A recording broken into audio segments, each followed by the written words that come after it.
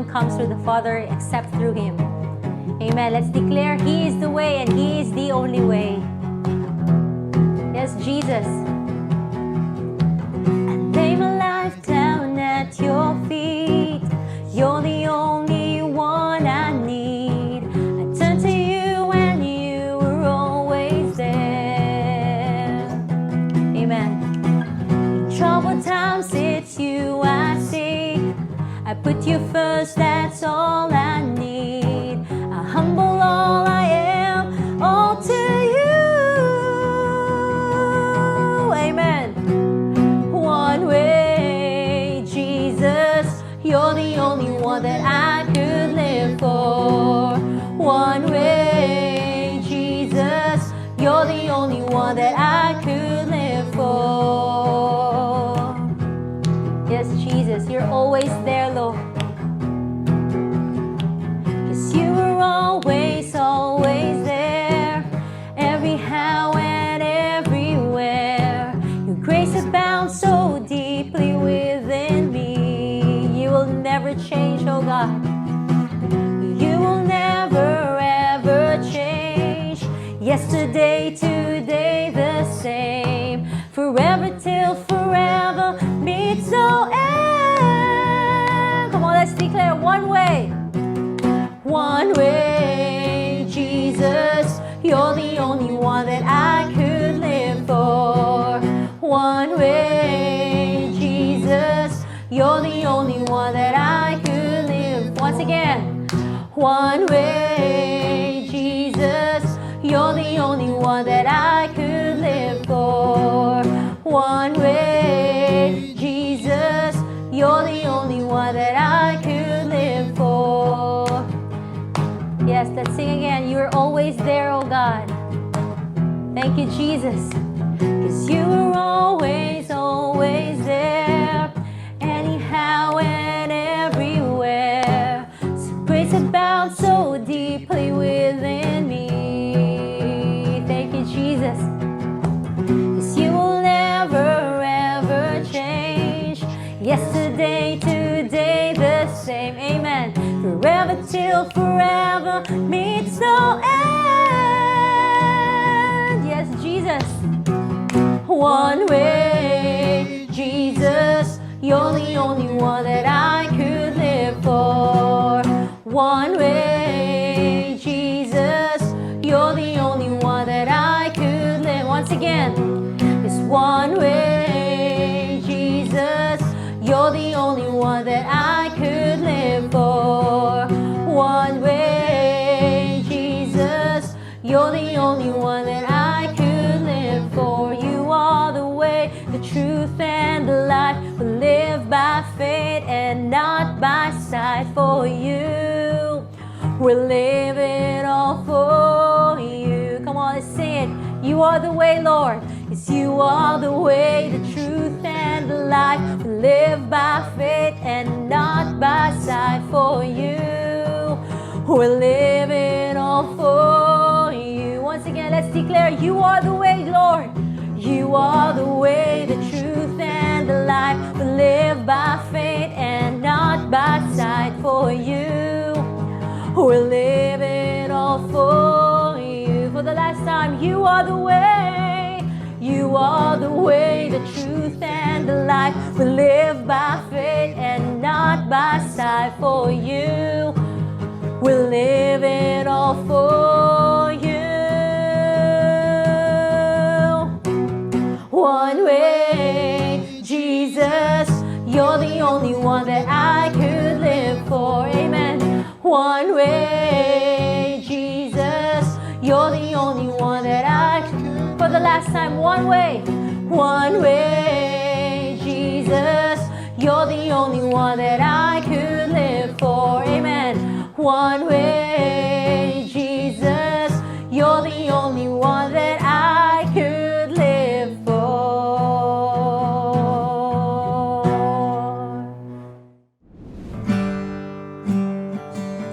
Here we are, O God, to worship you and to declare and say that you are our God.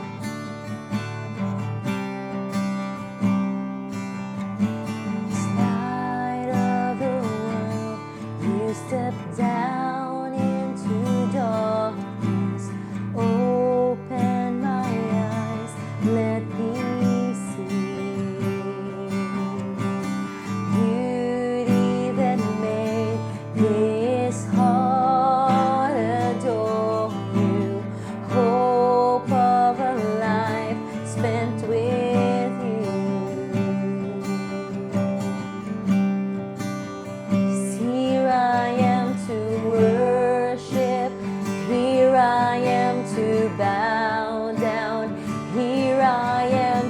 say that you're my God. You're altogether lovely, altogether worthy, altogether wonderful to me. You're worthy, O God, King of all days, King of all days, oh so highly exalted, glorious in heaven above. As humbly you came to the earth you created, all full of sin became poor. Here we are, Lord Jesus. 'Cause here I am to worship, here I am to bow down, here I am to say that you're my God. You're altogether lovely, altogether worthy, altogether wonderful to me. I'll never know how much it costs to see my sin upon that cross. I'll never know how much it costs to see my sin upon that cross. I'll never know how much it costs to see my sin upon. For the last time, I'll never know, Lord, I'll never know how much it costs to see my sin upon that cross. Here we are, Jesus. Here I am to worship, here I am to bow down, here I am to say that you're my God. You're altogether lovely, altogether worthy, altogether wonderful to me. 'Cause here I am to worship, here I am to bow down, here I am to say that you're my God. You're lovely, Jesus. You're altogether lovely, altogether worthy, together wonderful to me.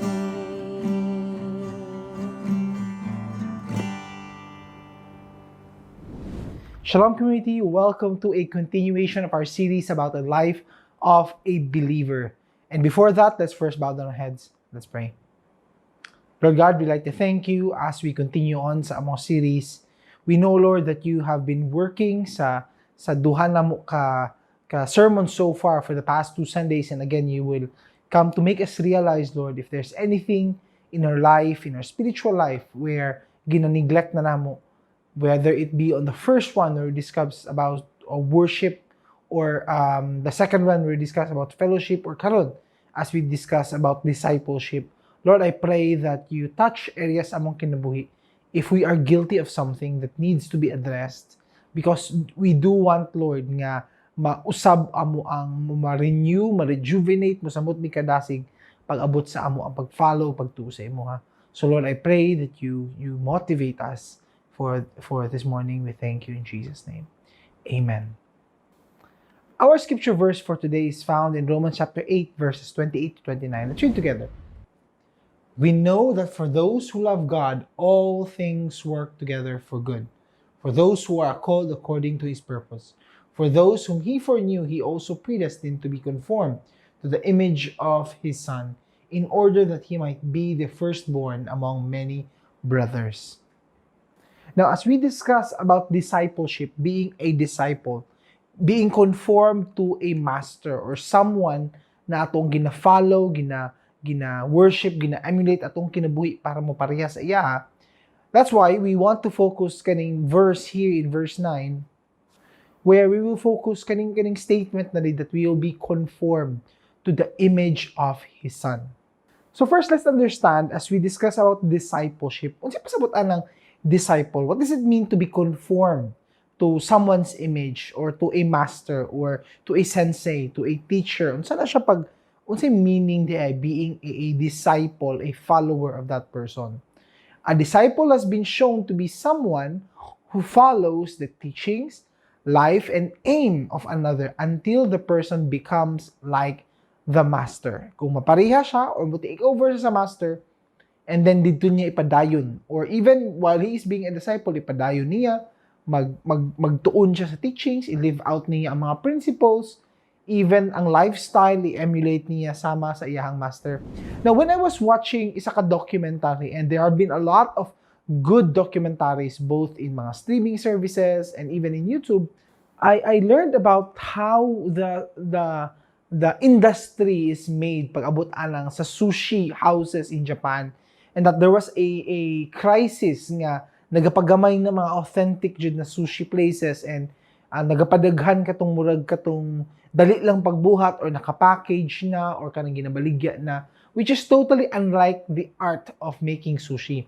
Now, gipakita dito how they were very meticulous ang chef nila, ang sensei nila, ang sushi chef nila dito, that even in his very old age, while he was already 70 plus years old, siya gyapon gaadto sa market, siya gyapon gapili sa grade sa isda, siya gyapon ga-check sa quality, siya gapili na okay, mauni ang gamito nato for the menu tonight or for tomorrow or so and so. Siya gyapon apil sa plan, i-apil na sa iyahang murag pag-prepare.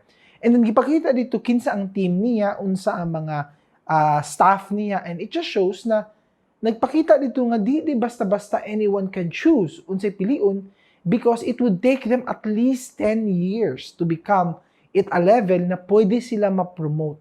So imagine working in a job nga moingon dito, you have to work at least 10 years before kang promote.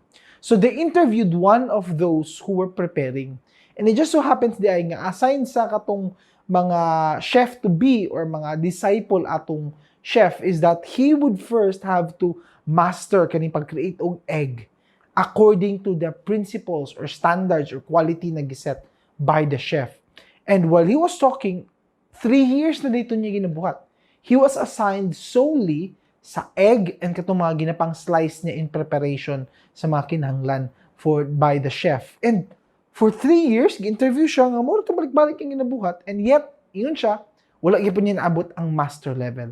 And as I was watching that, nagtanaw ako, wala ko yawa ni, uy, naapala in-ani karon na in-ani sila ka serious about their craft, about what they do, about silang culture nga, at least 10 years ni mo buhaton. Karon, it's so easy to be promoted or to be in that certain position. Sometimes it takes 2 years lang, 1 year lang, 3 years lang. Pwede na ka murag master level, pwede na ka promoted level dayon. If you are looked to be nga, pwede ka masaligan ka, paspas ka mag-learn, and so on, you can immediately rank high. And ako nagtanaw atong documentary nito. It made me wonder that it's becoming a lost art of being a disciple. Magnawala na concept sa tuan na tudluan ti kaani, you will be a disciple for at least 10 years or 5 years, which I remember na mao man day ang custom nila even in the Bible itself. Before Paul became Paul, after he was blinded, and then before siya nabutang sa ministry, he spent 3 years in the desert being taught by the Holy Spirit. The apostles also, though 3 years and a half, nag-uban sila kay Jesus, but they were with him each and every day. Ang pagpasa, being a disciple, it seems that it has becoming a shortcut session in our time karon. Training ta 1 week, training ka 1 month, training ta 2 weeks, and then I expect you that you will live out a certain standard that satisfy me. Sadly, that doesn't work. And sadly, mo lang dili ng definition when it comes to discipleship. The more you learn about mga ancient arts, the more you learn about all throughout history, kaning mga skills na ginapasa, ipakita diha na ang learning, it takes 5, 10, 15, 20, and some, dili ka pwede ma-promote until hapit na mamatay ang imong master. And your master says, okay, promoted na ka, master level na ka, because I am almost dying, and I will give to you the responsibilities of a master. Inala ang tendency, inala ang organic, and what we see as the tradition na set in place for those who are really serious about what they are doing. Now first, let's define, paano kay kinsa man ni? Because kanang scripture verse nato, naa siya certain inclusion, kinsa lang ma-apply ni siya. And according to verse 28, ang gigamit niya na words are those who love God. And ganong relevant maning masabta nato nganong those who love God? Because later on in verse 29, we see them that they will be conformed to the image of His Son, meaning sila ang maging disciples, those who love God. So, we see all throughout the Bible that those who love God are those known by God, meaning they have an intimate, they have a relationship with God. God knows them, and when pag kaning mga tao who loves God, when they die, and Jesus meets them, makaila ang Ginoo sa ilaha. Dili siya moingog, "Depart from me, you workers of evil, I never knew you." Di siya moingog, ana. But rather, He will say, "Well done, good and faithful servant, welcome into the joy of your master." And so, makita nato also in James, we could also define those who love God are those who remain steadfast under the trial of life, meaning makalahutay, mahuman nila ang trial of life. Kani atong journey of faith until the end, we will receive the crown of life. And we are defined as those who love God. And so, makita nato diri, kaning first nato na verse, many of us are familiar with this. In fact, uban sa tuwa have memorized this. We can say this easily pag naay mga certain things mahitabo. However, it's very important makita na tong context diri because we don't want to misuse the word of God, especially mag-istorya nita about discipleship, because we could see na immediately within that same verse, nagpakita diri that all things work together lagi for good for those who love God. So, klaro na, believers. But ang context ani is that for those who are called according to His purpose. Meaning God has set in place a purpose for the believers. And because of that, gamiton niya ato mga previous past experiences, both positive and negative, or mga present circumstance, mga naagihan nato, mga trials na nalahutay nato, or even trials that we have failed at, gamiton to niya tanan, He will work them for good. Ang definition sa good, on what exactly? According to the purpose of God. Meaning, according to His purpose, which is, again, verse 29, makita nato later, to be conformed to the image of His Son, iyang purpose, not ours. Di ta pwede makaingon na, o mudato lagi ko. And then, maski yung nalugi ko karon o nagkalisod-lisod ko karon, mudato jud ko. Mudato ka, only if mauni ang plan, mauning will sa Ginoo sa imong kinabuhi, that you arrive at that point. And then, if di na mahitabo, it doesn't mean He has failed. It means it is according to His purpose. Gamiton kanya according to His purpose, not according to what you want. So, gusto na ako klaro una. Because many times we use this verse and we forget that it means God is God. He has a plan. And so, maski pang na-misdirection, maski pang ma-redirect ang ato mga plano, mulihis, murag dili na same as before, abi nato mo ni, dili ay nahitabo that change our course, we must always continue to be faithful to God because we must understand that He is God, He knows what He's doing, dili siya genie. If you remember the story of Aladdin, in his story, he found a magic lamp, grab niya, and here comes a genie. And as you know, always nang ginaingon pag abot sa genie, ang tendency na understanding nato is you will be granted 3 wishes. And 3 wishes after magamit mo itong tulo is that you will mawala na itong genie sa imo, but you can wish for anything you like except na dungagan mo imong number of wishes.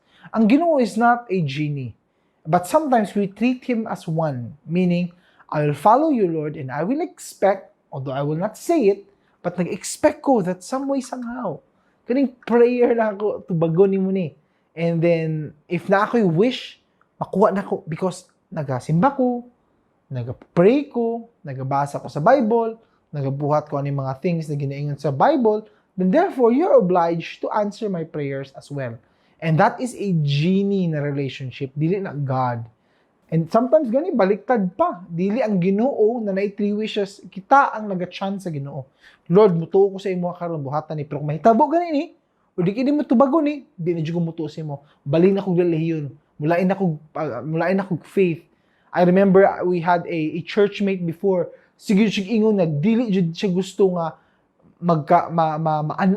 madungagan pa iyang mga anak. Ana siya, Lord, kung mahitabo jud ni man, luod jud ko sa imo ha. Kung mahitabo ni. And lo behold, after many years, wa man nakita ni abot jud dito, isa pa ka child. His wife got pregnant and naglaylo po sa church. Wala siya na atong simba, nanluod siya nga nabuntis to yang asawa. So makauna ka murag sala ba sa Ginoo to? Ano yung mahitabo? Nga nung inana imong attitude towards God na pag mahitabo ni manluod ka sa iya murag as if He is a very needy God na hinahanglan jud siya kaayon nimo. You have to remember God is satisfied with Himself. It just so happens that He provided a solution para sa tuwa. And He died on the cross for our sins because we cannot pay for our sins ourselves.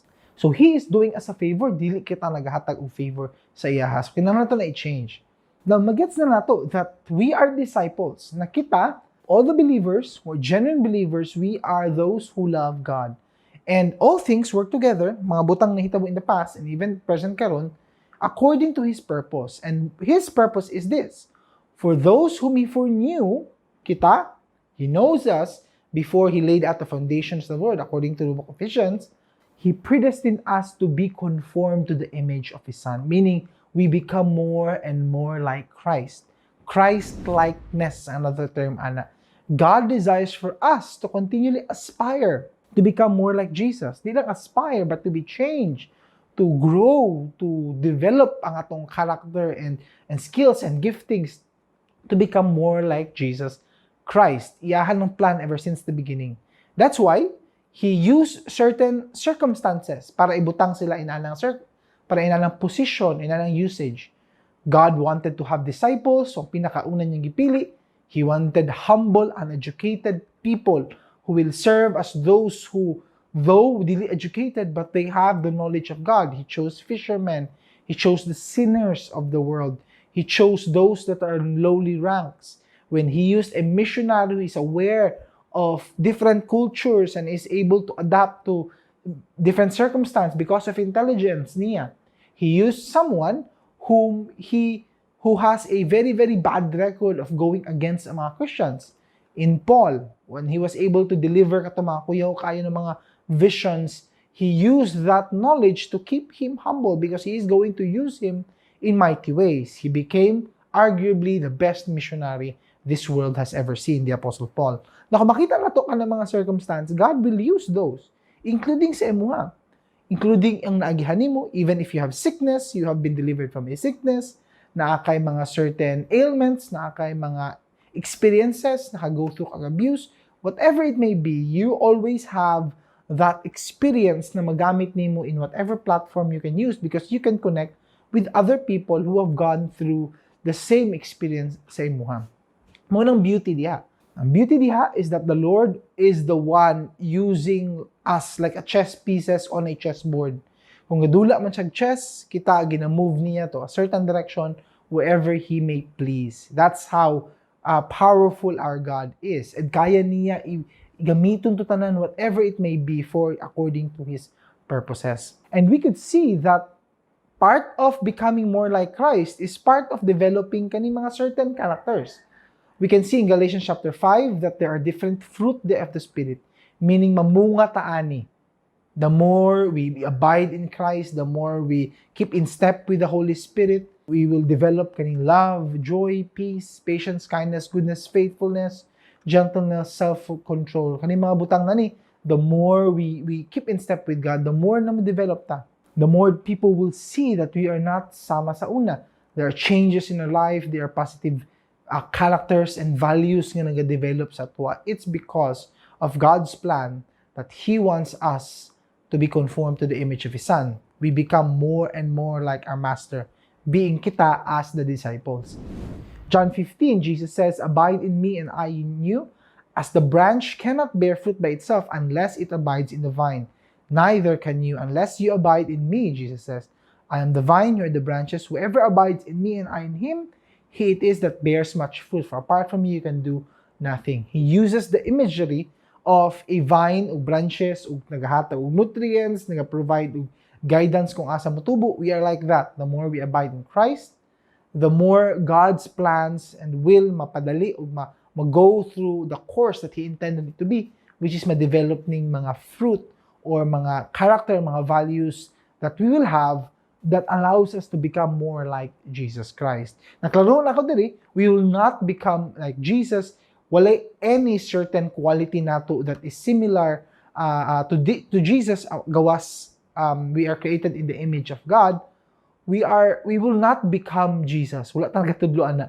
But we become more like Jesus, meaning we attain the qualities and characters of our Master. Murag ka nang lain nag-train sa imuha of how to speak or how to pray. The more mo sig-uban, matingala ka, maminaw ka sa iya, kaning disciple, o kaning iyang mentor, murag pareha naman sila mag-ampo ang iyang mga nuances, ang iyang mga tendencies, the way siya na yung mga ginagmay na ipangdungag sa iyang prayer, na asli mga certain na mannerisms, murag nakuha na niya sa iyang mentor. Murag inana. Colossians 1 reminds us, "So as to walk in a manner worthy of the Lord, fully pleasing to Him, bearing fruit in every good work and increasing in the knowledge of God." Ang difference lang sa atua is that because the Holy Spirit lives in us, it is not murag ikaw lang nagasundog sa imong mentor, but rather the Holy Spirit is guiding and allowing us to develop kaning mga fruits in the Spirit. And even 2 Corinthians reminds us, "We all with unveiled face, beholding the glory of the Lord, are being transformed into the same image from one degree of glory to another." That's why if you are given trials and testings by the Lord, kung may mga butang sa imong kinabuhi that you are having a hard time seeing the victory or seeing the answered prayer, think of it as it's another step to glory, because you're continually being changed. Another challenge na pod. And whether you fail or you succeed, mag-push yung padayon gyapon ka, another step in glory, glory, glory. That's why Apostle Paul and James keeps on reminding us that we should be rejoiced pag moabot ni mga fiery trials, moabot ni mga challenges in our life. In fact, we count them all joy because it's another step of glory, another step of glory, another step of glory. In the same way, gipakita in the life of Job, when he was able to face kani mga kuyaw kaayo na mga nahitabo sa kinabuhi. I don't think I could reach to a point na ma-feel sama sa iyang feel how everything was lost, and then iyang family and iyang properties and everything else, and ang akuyaw lang ana because it was really not a easy time. Kita na magtanaw sa Bible minutag okay mo ni next na itabo, but siya in his circumstance when he learned na hurot yan iyang mga anak, and then nawala tan iyang properties, he says, "Naked I come from my mother's womb, and naked shall I return. The Lord gave and the Lord has taken away." It's another step for him nga mas makatuon pa siya sa Ginoo. And we know that he has gone through many chapters in the book of Job nga nag-struggle jud siya, nag-wrestle jud siya with God. But at the end, we have learned that he has gained a better understanding of God.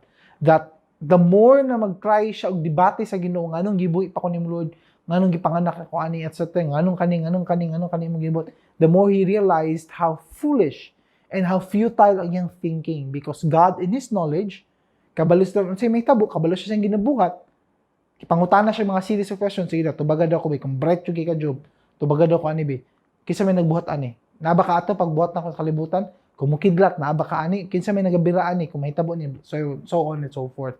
And he was not able to answer those questions. And then he realized that this is another part sa iyang relationship with God, kaning giagihan niya. I also remember, whenever I talk of Job, I also remember kaning Spafford family. They lived in Chicago mainly in the late 1800s, and they were blessed with 5 children.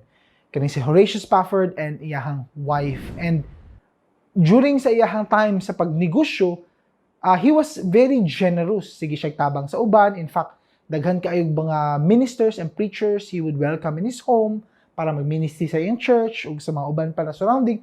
He would always welcome his bedrooms, his big house para sa mga people who needed them. And so he was a very generous man. He was a businessman. At the same time, nagtukod siya mga properties, nag-iparent out niya.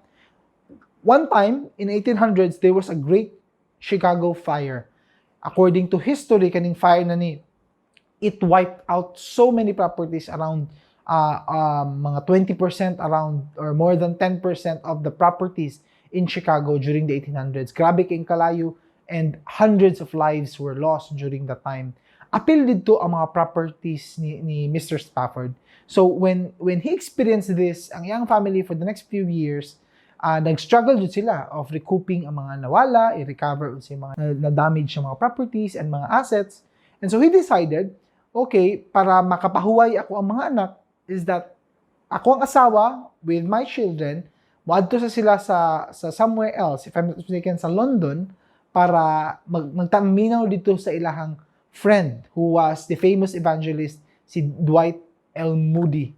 And paminaw mo dito, mag-relax mo dito, magpalayo sa mo dito while I take care of all of these.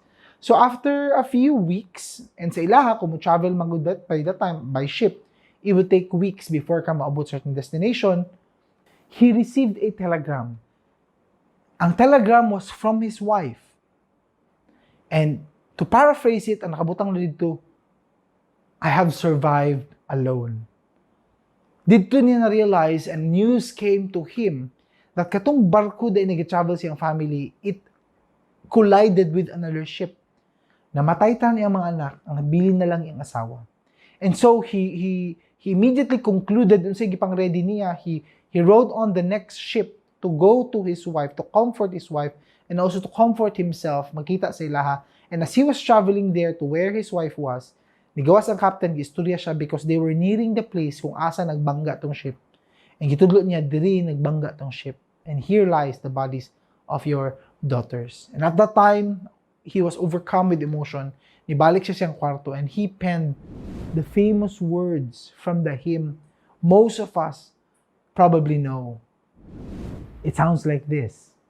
When peace like a river attendeth my way, when sorrows like sea billows roll, whatever my lot, thou hast taught me to say, it is well with my soul. Most of us know that hymn, and that comes from a heart that has undergone kuyaw kaayo ng mga circumstance sa iyang kinabuhi. And he saw them as part of his relationship with God. Whatever ang plano sa Ginoo, he has allowed himself to believe that it is well with my soul. Na iplano ang Ginoo ani. Na siya reason why nga nung nahitabo ni. And as we know, same way kay Job sa inagihan, it has blessed millions, probably billions of believers na nag-go through same sa iyaha. And ang iyahang words as well, og naagihan niya, has continued to impact us until today, until the next decade, next millennium, and God willing, the next century pa. Because the more we continue on, the more we learn about His story, og maka-go through anong hymn niya that has blessed so many people. Ug makita na to diri sa iyang story, o even sa mga verses na gipakita nga, it's really God's desire na mo grow ta. Samot pag-grow ang ato ang faith. We are disciples that God really planned to be like His Son. Grow in the grace and knowledge of our Lord Savior Jesus Christ, according to Peter here in 2 Peter. Even according to Paul in Romans 12, I appeal to you, therefore, brothers, by the mercies of God, to present your bodies as a living sacrifice, holy and acceptable to God, which is your spiritual worship. Do not be conformed to this world, but be transformed by the renewal of your mind. By testing, you may discern what is the will of God, what is good and acceptable and perfect. Now, kung mag-continue on ta, makita natin diri that it's not only His desire na we will be like Jesus, na more and more ta as we grow na mapariha ta sa iyaha, na makuha na itong iyahang ang character, ang iyahang values, ang iyahang brought on by the Holy Spirit. But makita pa rin nato diri that this is also a reminder that as He is our master, He will continue to be our master. He is the firstborn among many brothers, meaning He was the first one, and then because of His life, because of what He has done, mag-continue on na throughout many generations, including sa atua, nga He will be our master first before ta mag-disciple sa uban. Because God's desire is mag-disciple pa. But we must always remember, we are disciples of Jesus first and foremost. Let us never forget that. Never tayo abot sa point in our spiritual life na we are strong enough. Kaya na ako without my master. Ako na maging master karon. Mangita na ako mga disciples na pwede na tudluan, mag-share sa uban. Always, first and foremost, you continue to be a disciple. You will never end that. For eternity na. For a lifetime na siya that He will be our master. And we are His disciples. One time, I was talking with a parent, nagpatabang sa ako. This parent was almost always wala sa balay. And then, nagpatabang siya sa ako because kinahanglan i-discipline tong bata. Because nagibuhat ang bata that really dishonors their family o really even makaingon ka that breaks certain law diri sa local laws na to sa iyang gipangbuhat. And so, sige siya justify sa sarili. Ambot anak niya, Sir Joseph, uy, giingnan naman ako siya, unsay tama, unsay mali, di man dyan minaw. At so, itong statement niya, na medyo na-curious ko, okay, giingnan ni mo siya, unsa di mo giingon exactly, na siya na, ayaw ni buhata, ayaw ni pangawat, if mangawat ka, kaya pwede ka kulungon, blah, blah, blah, blah. Okay, katong giingon niyo mo na siya, I'm sure gina-remind mo siya from time to time, na magtarong sa eskwelahan, magtarong sa on the way to school, and so on, pero, unsa ka dugay mo gauban everyday? Ana siya, busy mo kay Sir Joseph. Pagbuntag, makita mi, and pag uli na ako, panag sa tulog na siya, pero mata pa siya, makita pa mi, makapangutan ako sa iya, unsa nahitabo, sa tibok adlaw. Okay, so mauna na hitabo. Kaning mga amigo niya, nga pagbuhat niya aning crime, mga kauban niya ng mga friends, unsa kadugay po sila gauban? And when I asked that question, medyo hinaina niya realize that really, when it comes to values, they are caught, not taught. Maski pang kapila-pila ni magbalik diha, unless gi-live out to nimo na asi mong kinabuhi, and then makita sa bata that it has become your lifestyle, sundong ko dyan niya na. Mag-aspire siya, I want to become more like you. But if rarely mo nag-uban, wala pa dyan ka naghatag sa mong rest day sa ya, unsaon niya pag-emulate sa lifestyle nimo if wala mo nag-uban. So, kinsa man siya musundog? Those friends that he spends at least 8 hours almost every day. Even mag-chat, even mag-istoryahana, even mga group chat, kato mga same friends niya. So obviously, ilang lifestyle ang makuha because you never spend time with Him. And it's the same way with our spiritual life. For us to learn more about Jesus, we must spend time with Him. And whoever man ato ang gusto pong tudluan, on the other hand, sa ubos na level, if kinsa man atong Sharon, kinsa ato ang ginaingnan about the gospel or try to influence to be think about life better or kana magsunod according to what the Bible says, we must live out kato mga principles. Dili lang how to mustorya, but makita jud sa atong kinabuhi.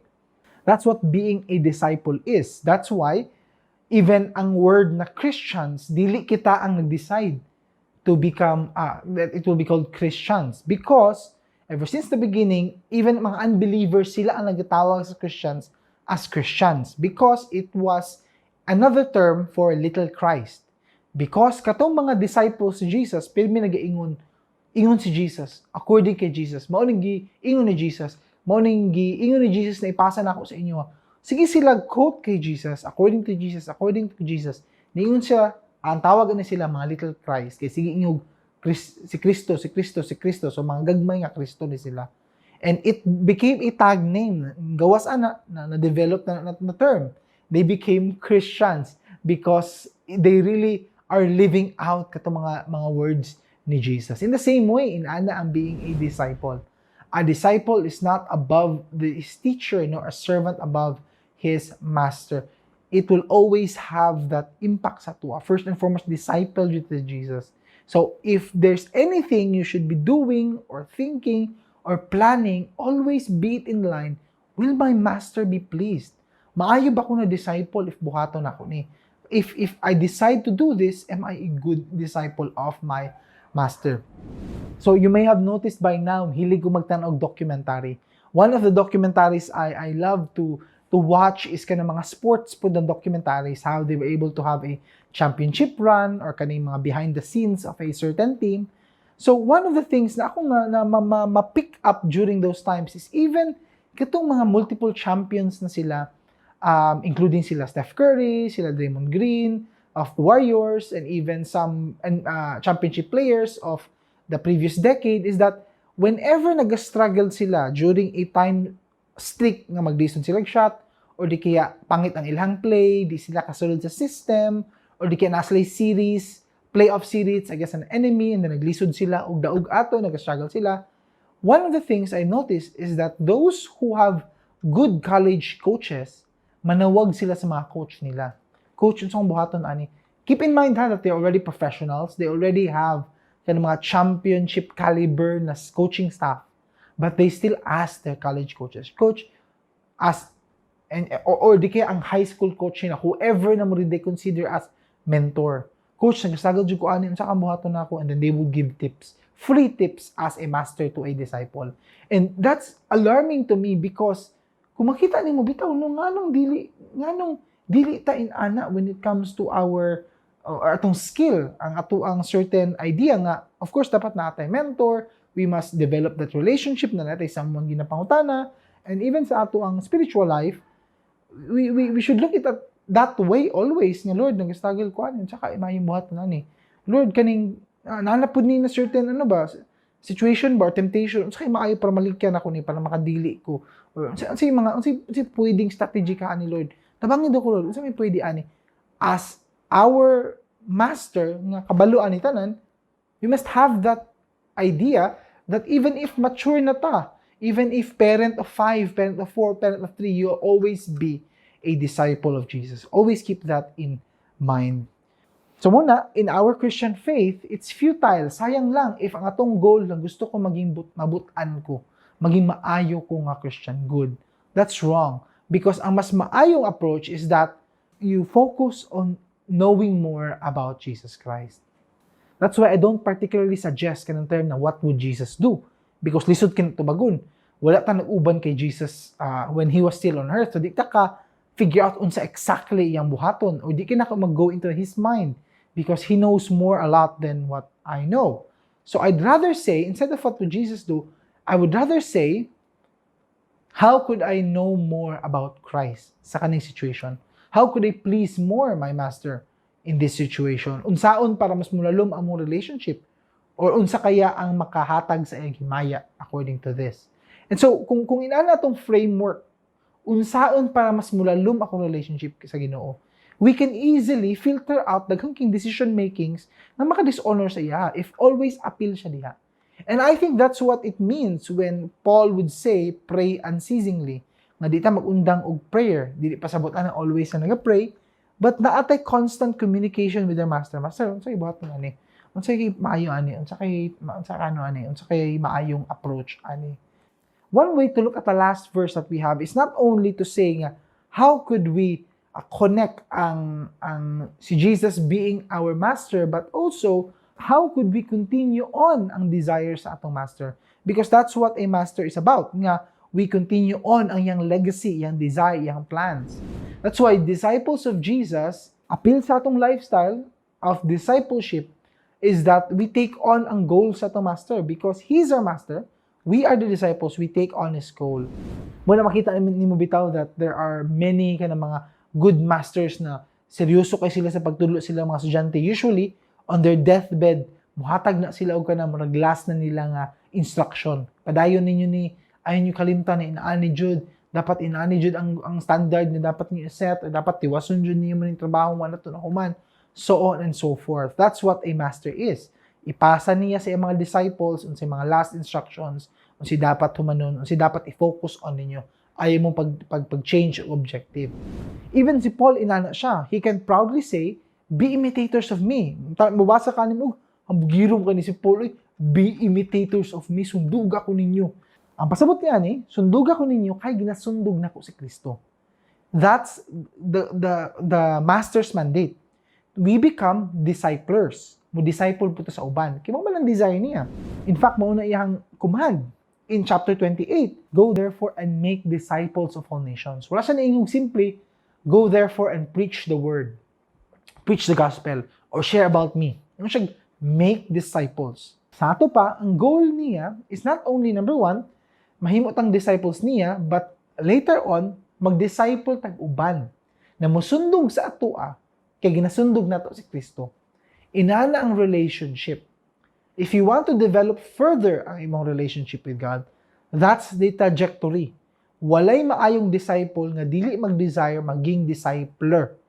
Maging discipler juta. Because that is a command. That was the Great Commission gihatag niya. Make disciples of all nations. Unsay pasabot sa make disciple? Ang pasabot sa mag-make og disciple, it means number one, maabot sila sa spiritual life nila, nga makasabot sila, makabaton sila, maka-realize sila, maabot sa point nga magpabaptize sila. And number two, makabalo sila sa mga teachings ni Jesus according to verse 20. Teaching them to observe all that I have commanded you. He has promised, if buhaton natin that He will be with us until the end of the age. Making disciples. That is God's desire. It is really His plan all along para sa atua. Muna dito maabot og na point, unless i-develop nato pagiging disciple sa iyaha, because He is our great discipler. The more ta mag-uban sa iyaha as He is the discipler, the more nato makuha ang iyang lifestyle, what He wants, what His desire is, iya mga commands in the Word. Gihimo na tong lifestyle, mapasa na to sa uban.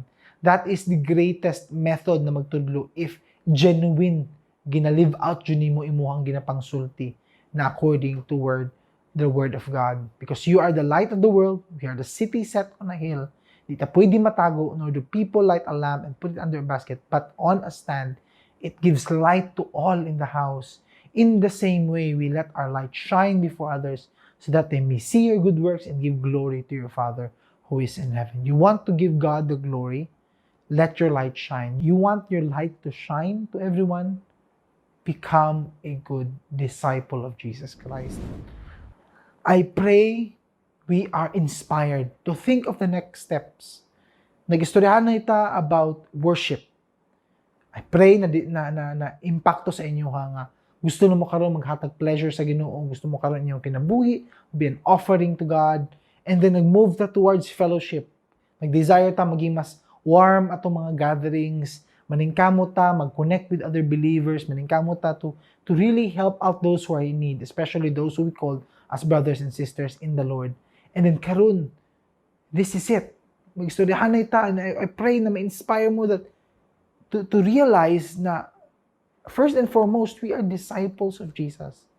And as we grow, we must have disciples. We must pass on kaning teachings of Jesus.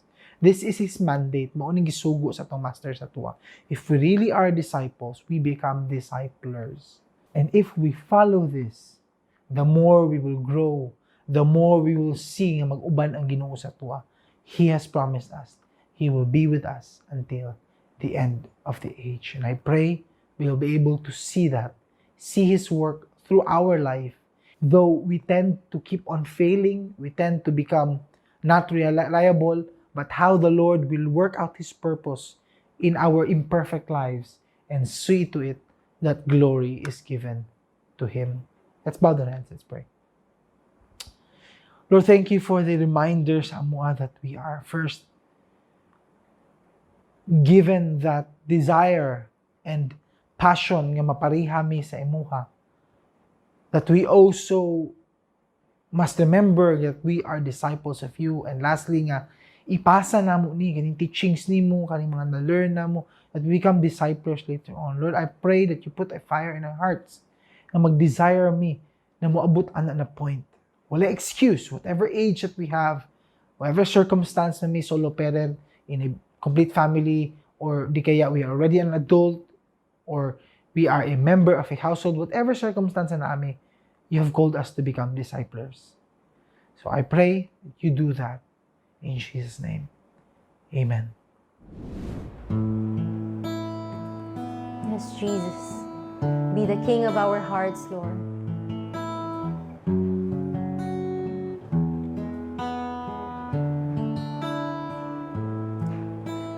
king of my heart be the mountain where I run, the fountain I drink from. Oh, he is my song.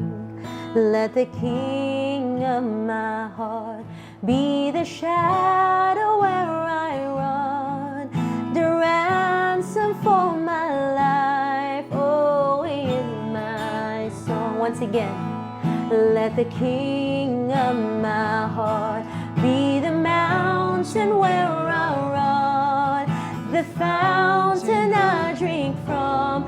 Oh, he is my song. Let the king of my heart be the shadow where I hide, the ransom for my life. Oh, he is my song. Amen. Yes, you are good. You're good. Oh, you are good. You're good. Oh, you are good, Lord. You are good. You're good. Oh, you are good. You're good. Oh, let the king of my heart be the wind inside my sails, the anchor in the waves. Oh, he is my song. Let the king of my heart be the fire inside my veins, the echo of my days. Oh, he is my. Once again, let the king of my heart be the wind inside my sails, the anchor in the waves. Oh, he is my song. Let the king of my heart be the fire inside my veins, the echo of my days. Oh, he is my song. You are good. You are good. You're good. Thank you, Jesus. Oh, you are good. You're good. Oh, you are good. You're good. Oh, you are good. You're good. Oh, amen. You're never gonna let me down. Come on, let's sing it.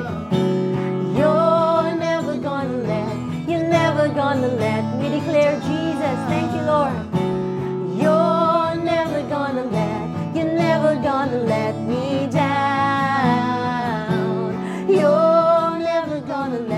You're never gonna let me down. You are good.